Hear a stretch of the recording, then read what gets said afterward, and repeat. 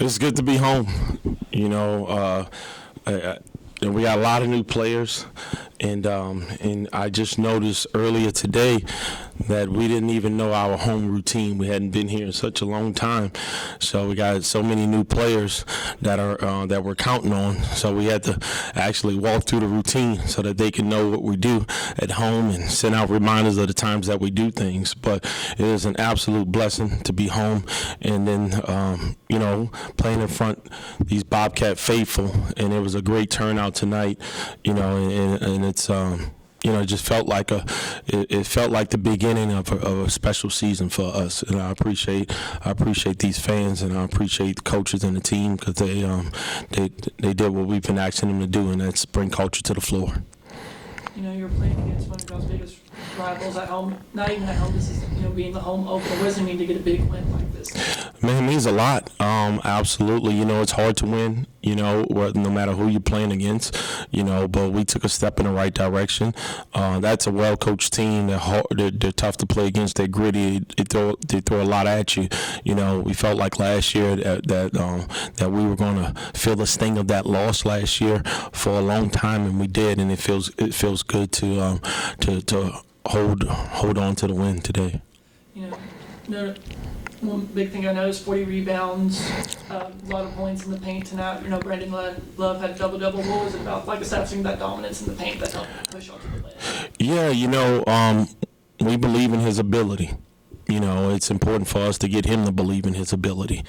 To stay locked in and to be present. The 40 rebounds is who we want to be. We're trying to break a record. We're trying to own the glass. We did so in our first two games, fell short in our third game. We're trying to out-rebound every single team that we play against. So it's a mindset. We got to do a better job of squeezing it. I felt like 40 could have been 50 today if we just come up with some loose balls and squeeze the ball a little bit. But I'm proud of these guys. I thought they did things that we asked them to do, and I'm happy that we came away victorious. And Christian Turner had a really big night tonight, just about his performance, how he was able to kind of put and how not only him, but having three players in double figures, being able to put away a UTSA team that just couldn't quite put them away, but finally in the game, y'all finally slammed the door on them. Yeah, I think Chris is a guy that's going to have opportunities, for whatever the reason the ball finds him. He's all over the place. He gets his hands on a lot of balls. He was well coached at Troy and South Grand Prairie, so he understands how to play the game. He just needs to trust the system and just work on his shots, because they'll be there. Early in the second half, you were able to continue pounding in the paint, getting them in foul trouble. Had 5 guys in foul trouble, 2 of them fouled out. Was that kind of a point of emphasis going in the early second half? Yeah, not necessarily get guys in foul trouble, but the point of emphasis was get the ball into Brandon Love. With his length and his athleticism, and our ability to rebound the ball, we feel like those are quality shots, and we got to continue to pound the ball into him. And on that note, you guys didn't shoot the ball necessarily well, only 3 of 14 from 3. Is that something that you guys can just continue to improve on as you guys are still playing inside out? Yeah, I think we shoot the ball better inside out. So what I mean by that is we got to get better dribble penetration and get some one-mores, driving it, kicking it, and then swinging it one more. So if we can do that, we'll shoot it better. One thing that I'm proud of is that we were 1 for 11 in the first half. Okay, we didn't shoot many after that. So we made the adjustment, and we shot higher quality shots, and I think it helped us win the game because we didn't settle. Coach Thomas Terrell, KTSW Sports. We know how hard you guys have been hit with injuries thus far early on this year, and although it may not have been ideal, talk about the impact that it has had for Caden Gums to be able to get these valuable minutes. He played 27 minutes tonight and was a focal point of floor general for the offense tonight. So talk about how important that is for him to get this experience early on. Yeah, I think it's important for us as well as for him. Allowing a young player to play through his mistakes in the era of the transfer portal, and also with all of these fifth-year guys that's hanging around here.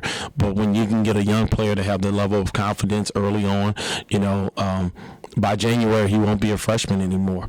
You know, he'll be a seasoned guy that's seen pretty much everything.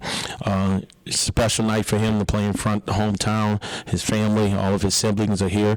You know, we believe in him, and we think the kid has a bright future here. He can definitely be a great.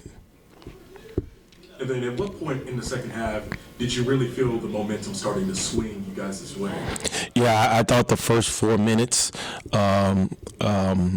where I think the second 4 minutes of the game, second half, and we came to the bench. We started grinding it out. It started looking like it was going to be a grinded out game, and you know, I told them when they came to the bench, I said, "This is that last 4 minutes was Bobcat basketball. If you haven't been tuned in, this is who we are. We're a gritty group. You know, we live at the free throw line with and ones and things of that nature. We don't settle." And I thought we start putting our head down and establishing a way that we wanted that second half to go. You're welcome. And getting to the free throw line, y'all got to the free throw line quite a bit. How important is it, as you were saying, establishing that identity, like, you know, jump to the basket, putting those and ones and getting to the free throw? Yeah, you got to put pressure on the defense on both ends. You know, it's still early on in the season, so when it's early on in the season like that, these officials understand that they have to set a tone. So they're only going to allow so much physicality, and it tends to go to the aggressor. And we wanted to be the aggressor tonight. We're playing at home. We got a great fan base around us. It's our opener, so you know, it worked out. It was ideal today. You know, not having Jordan Mason, Drew, Davion, and all of them, but what's the status of them? What I don't want you to say is all of them. Yeah, but it's all good, though. I understand. You know, it's hard to name them all. I will tell you, the minute that those guys are cleared will be the minute that they're going to play. You know, I want to see them out there just as much as anybody. They're working hard every day in rehab, trying to get back. You know, they're using their voice on the bench and in practice, and each one of them have a different timeline that they see that we're shooting for. But you know, we're getting valuable experience right now, and hopefully when those guys continue to come back, we'll continue to take the steps that we need to take to be a great team. Would you say these are like short-term injuries, long-term injuries? I would not say short-term. To be honest with you, if it was short, they would have been back already. Some of these injuries have been since the summer. I understand you guys have the injuries going on. Is there any update on Benson's eligibility situation?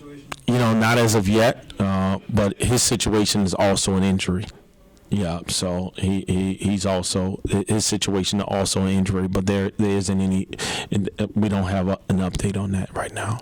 You know, not having Jordan Mason, Drew, and then also Tyrell, so people that, you know, had some contributed very lot of minutes last season. How important is it that, you know, the players that are in right now getting these valuable minutes before like everyone starts coming?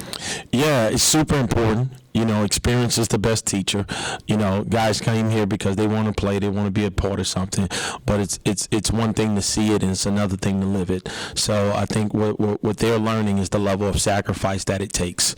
You know, if you ask any one of these guys, they want to play 25, 30 minutes a game until they're out there and they're pulling at their shirts. So I think establishing who we are, those guys know who we are. So the new guys are getting, they're getting a front row seat at who we are, you know. So I think that'll pay off dividends by the time we get to conference play and get healthy. And I know y'all had faced injuries again last year. How frustrating is it when these sort of things kind of happen? Yeah, you know, that's a great question. I fight it every day. I do. You know, it could always be worse. So there's a blessing, you know, to have the 8 healthy players that I have, and to get those guys bought in and believing that they can win a game regardless of who's out there. So it'll ultimately make me a better coach and make us a better team. Coach, last question that I have, I'll make it brief. We're kind of on a lighter note, in the trifecta of sports, if you may. We have Texas State football going on, Texas State men's basketball, and Texas State women's basketball. What is the message that you would send to fans, as this is a lot of winning going on here in the city of San Marcos? Yeah, I would tell the fans, it's just no better time to have pride in your university. To be honest with you, if you just pay attention to what's going on around here, there's a transformation going on. there's the highest level of pride from the president on down. Okay, the level of activity, like this place, I've been saying this for years. It's the best kept secret in the state of Texas. It's on the cuffs of no longer being a secret, and we have to embrace that. So we have to invest our time, our resources into that, and we have to be proud to be Bobcats. Like, we have to sing it to the top of our lungs, be confident. You can be almost boastful, because you know that this is a flat out amazing place. Okay, and you can have the highest level of pride right now, and if you do that, it will not stop. I promise you that. Coming back home to San Marcos after a 3-game road trip, playing against one of y'all's biggest rivals, how good does it feel to get a big win today? It feels good. Get back. They beat us last year, so it's exciting to beat them this year. It felt great. Everybody was saying it was a rivalry game. This is my first rivalry game here, I-35 Classic. It felt good to get our first home win. Yeah, it's my first rivalry game as well, so it felt good to win and get the first rivalry win under our belts. You know, y'all are very dominant in the paint. Things like 40 rebounds, I think like almost over 30 points in the paint. How important is it, as kind of what Coach was saying, just establishing that dominance in the paint, being able to grab those rebounds and being able to drive in the lane and all that good stuff? So that's one thing our coaches emphasize is playing hard, getting boards. So that's what we just try to do. When this guy right here to my right, when he's being dominant, he just opens up the game for everybody else. So when he's controlling the paint, when he's on both sides of the floor, on offense and defense, I mean, it just opens up the whole team. Yeah, our threes also weren't hitting a lot today, so we definitely had to get in the paint more and get those stuff up. Does that leave you guys excited for the future, even though shots weren't falling, you still were able to take down a big opponent? Yeah, definitely. It shows our, ability to score the ball in multiple ways. And for you guys being transferred here, your first home game, how did it feel, that environment here today? It felt good. I mean, this is a great atmosphere. I've played here in the past, and it's always been a great atmosphere. So it was good being in the white jersey this time. Guys, you shot 32 free throws combined tonight. That just shows how much of a hard-nosed, I guess, three-headed monster, I should say, that you guys are. But talk about that physicality and the effect and how you can kind of go throughout the game knowing that the, whistles and everything are falling. How does that affect your game, really? Coach always tells us winning hurts. It's a very physical game out there, getting up and down the court, guys hitting the floor every time.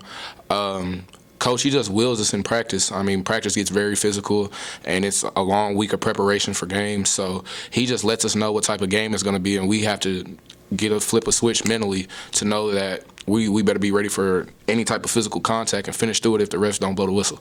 And that's just who we are. We try to play off two, either make the shot or get fouled. So that's why you get to the free throw line so much. Or both.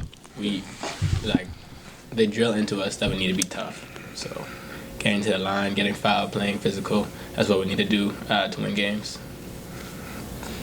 All of y'all reached double figures tonight. Just how are y'all able to kind of get this offense kind of rolling and being able to get so many points tonight? Just trusting each other and taking the open shots. Trusting the game plan and our guards getting us in correct position to score the ball. They were setting us in wheeling and dealing tonight. Same thing they said. Yeah.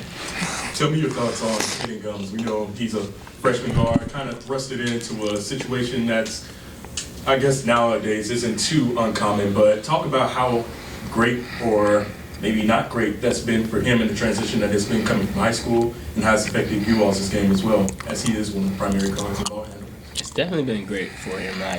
He's going to learn a lot. He's going to get way better. He's going to develop quicker. It's going to overall just be great for him. And he's been playing good, so it's good, I think. KG, he's a real hard worker. It's going to come to him with time, but he's taking it head on as he's supposed to. Coming from a great program at San Marcos High School, he's coming out here and he's being an everyday guy. He's putting in the work. He's putting in the extra shots. He's getting into film sessions with Coach. I mean, it's just a learning process. Coming in as a freshman, I remember I didn't know everything, but I thought I knew everything. But he has a great leadership crew around him. Drew Drennan, he's teaching him every day, so it's only going to get better from here. I agree with CC. Not having Jude, Jordan, Davion, Tyrell, just when those players are not on the court, how have y'all been able to kind of step up in their place when so many people have kind of been out with injuries? I'll just say, knowing we don't have many people to sub, so getting in shape, playing hard, and just trusting who we got. Definitely next guy up mentality. Doesn't matter how many guys we have out. It's going to be our 5 against their 5, and the toughest team is always going to win. So if we can get that formula correct, it'll play in our favor. Definitely. We just have to work harder than the other team. And I think once we do that, we have a chance in any game. How important is it y'all been adopted that next man up mantra? Since the summer, we've been having guys hurt in and out, guys getting different reps in practice, guys playing multiple positions in practice, just prepping. I think Coach TJ, he puts in our mind that whenever somebody goes down, he's not looking for somebody to step up. He's looking for us to look at each other and say, like, yeah, we need to come together. Tyrell, he went out last week. It's just been a mindset thing.